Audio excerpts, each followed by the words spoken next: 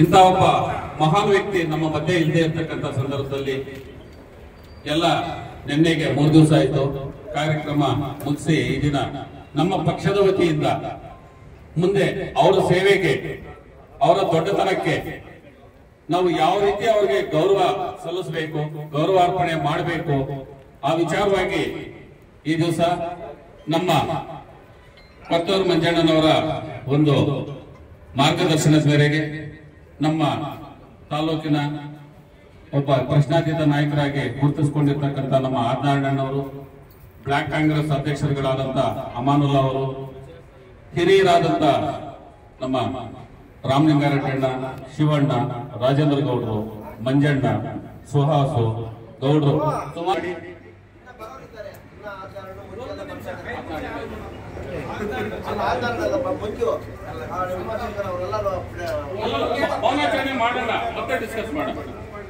ಮೌನಾಚರಣೆ ಮಾಡಿ ಅವರಿಗೆ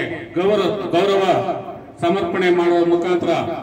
ಕಾರ್ಯಕ್ರಮವನ್ನ ಪ್ರಾರಂಭ ಮಾಡೋಣ.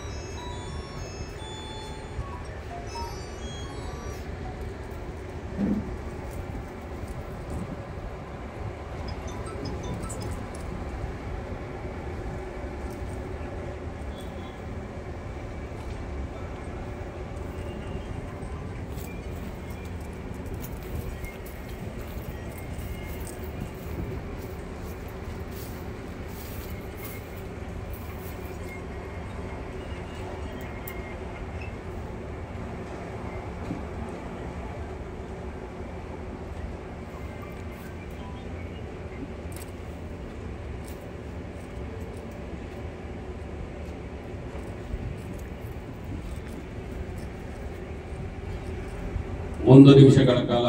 ಮೌನಾಚರಣೆ ಮಾಡಿದಂತ ಎಲ್ಲ ನಾಯಕರುಗಳಿಗೂ ಧನ್ಯವಾದಗಳನ್ನು ಹರಿ ಓಂ.